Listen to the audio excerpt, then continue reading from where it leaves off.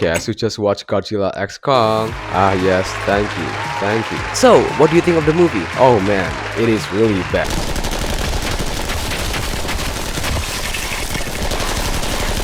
Godzilla X Kong: The New Empire, the latest continuation of the Monsterverse saga.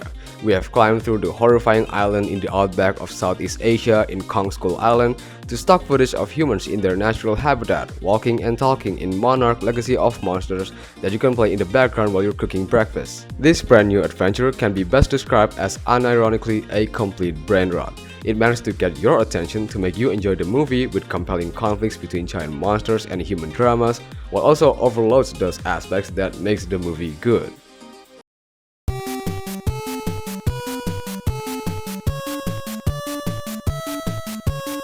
Godzilla X Kong follows several years after the event of the previous movie Godzilla vs. Kong, where Godzilla and Kong fought each other, the discovery of Hollow Earth, and a mutual agreement where Godzilla sought to defend the surface world from dangerous threats and Kong became the overseer of Hollow Earth. Now fast forward to present day, a new threat is emerging from below. And no, it's not coming from Indonesia cause we can't even do shit to how fucking illiterate our generation is. It's actually coming from below, literally. This is Skarking, and he wants to take over the world. Wait, that's generic. What's the catch here? Well, Skarking have an army of giant apes who will stay loyal to him, and a powerful and bigger kaiju, Shimu, who had an ability to spurt out cold ice. Meaning Kong and Godzilla couldn't stand together in this fight. They need more than just the power of two. This movie is everything is nothing but pure adrenaline rush. While the pacing of this movie is consistently well structured and it clears itself when it comes to telling the audience on where the story would be heading, like the point of the two characters interact about planning to go to Hollow Earth to they actually made it to Hollow Earth is probably compressed in just around 40 minutes duration. Unfortunately, this caused a massive blow for us to digest way too many informations even in a single conversation. This also affects a lot of the scenes in the first act, as you can see the fast-paced camera switch in a very chill scene, and loud background music in a normal conversation. Again, how am I supposed to digest and even emotionally attach to these characters if you aren't given any time to do that? Oh, and since this section is titled The New Empire, let's talk about that, because this bit is genuinely the most repetitive and annoying trick anyone has ever seen. Firstly, I really appreciate that the movie managed to show genuine emotional kaiju moments between kaiju to kaiju interactions without any dialogue, which I'm very much amazed. But sadly, the story of this movie does not want to expand. You see, the previous movie in Godzilla vs. Kong, we encountered the world of Hollow Earth, with all the beautiful view, dangerous animal, and the throne of the giant apes. And in this movie, we got introduced to the same thing. I mean, we got to see a new environment, but that was like in the third act, so not a lot. So yeah, this new Empire bit is boring. And then you slap in with a very bad cinematography where you just lose the sense of scale because it just shows you everything, not how big it is, makes this far less immersive. Remember, last time I talked about this, I pointed out that the best way to show scale is make a real life object next to the monster you want to depict. If you got none of that, then what the fuck am I watching? Two apes fighting in slow motion? I could have just tuned in with National Geographic and having that played in 50% speed. To add salt to whatever portal lead to hell, and maybe this is just me, but I really do get irritated whenever I have to see these underground creatures dead and shows bright green blood. Like wolf dog kaiju, they bleed green. Big fish, they also bleed green. They showed this exact rhetoric in the previous movie, and this is what I'm talking about when things getting repetitive.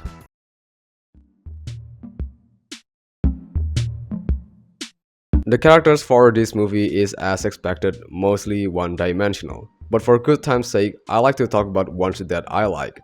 Dr. Andrew and her adopted daughter, Gia, both characters while not emotionally attached due to the pace that went so fucking fast and furious, actually shows unbeatable bonds. Andrew being depicted as an overprotective mother who's cursed to be in a world of multitasking everywhere she goes and could easily losing her shit, and Gia is just a girl with special needs because she's deaf, she struggles to make friends, and she also misses Kong. This creates a great and crucial character dynamic, and while they don't openly share their struggles, they still manage to overcome it together in the satisfying end. Then on the other side of the spectrum, you have the rest. This is Trapper, who's the least worst. He works as kind of the animal expert and he's also Andrew's love interest. Although I'm grateful that they didn't show any of it except one moment or two because I doubt anyone would give a single dime about it. He's also my second favorite character because of his role in the movie. He is always there when the characters needed him the most. He's very energized and oh boy. So this is Bernie, and he's the background exposition guy. He has nothing to do other than shares information and funny one-liner. I mean, it is funny sometimes, but unfortunately, he's barely have any role in this adventure. But he's not the worst executed character. That record belongs to this guy, Mikhail, and he sadly got killed in the second act because he got mad and a giant log swallowed him because I guess the log didn't appreciate his thick Scottish accent. Don't shut it! I'm gonna take that camera, I'm gonna shove it right up your ass! I'm in charge, we move! Why don't we just listen to somebody calmer? I said I'm in charge! I'm in charge! Wait, what else has he been? Oh my god, he's in Andor. Oh, you poor man. Shit.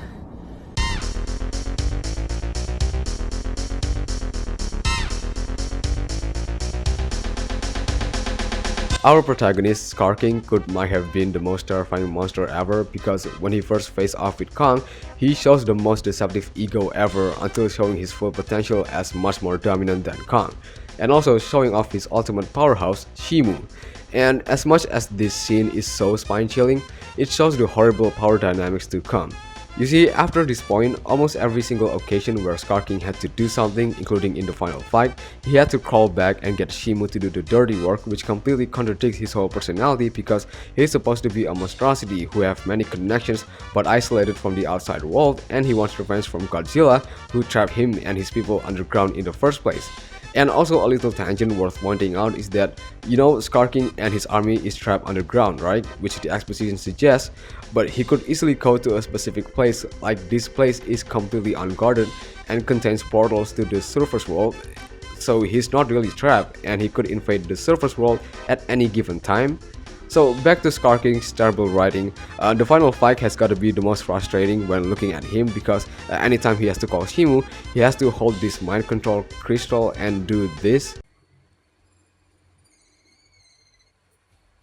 And it's just stupid to think, like at one point he's slick and fast, but when it comes to calling Shimu, he has to take seconds to do this specific hand gesture, and at that duration, no one attack him, of course. Like, he is a cool character, he shows how he is someone you don't want to mess with in any scene he's in. He looks scary whenever our good guys fought him, but the flawed writing in this poor soul is so visibly obvious.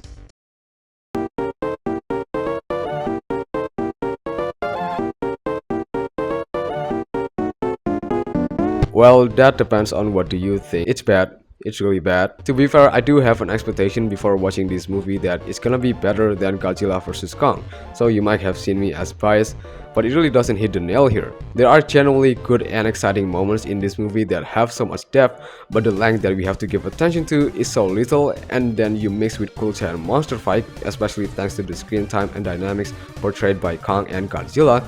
But then there's Scar King's flawed characterization. It suddenly becomes messy. The movie definitely knows the importance of human characters, unlike Invincible Season 2. Fuck this 24/7 internet spew of trivia and celebrity bullshit! But doesn't know the correct timing for such moments. And again, I do not enjoy most of the monster fight scenes because the cinematography is awful, neither Scar King for the confusing power system and sloppy movements at times. So at best, The New Empire is certainly a generic monster movie with good intent. In the end, does it really matter when the majority of the internet likes it? Yeah, that's kind of a difficult stand. However, if you want to share some things you heavily disagree with me, then feel free to leave it in the comment. I would love to hear them, I promise. Anyway, if you enjoyed this video, then like it, and if you want to support the channel, then feel free to subscribe cause it really helps with the channel every time. And yeah, I'll see you later. Peace. Oh, and Mothra is in the movie too. Yeah, alright, bye.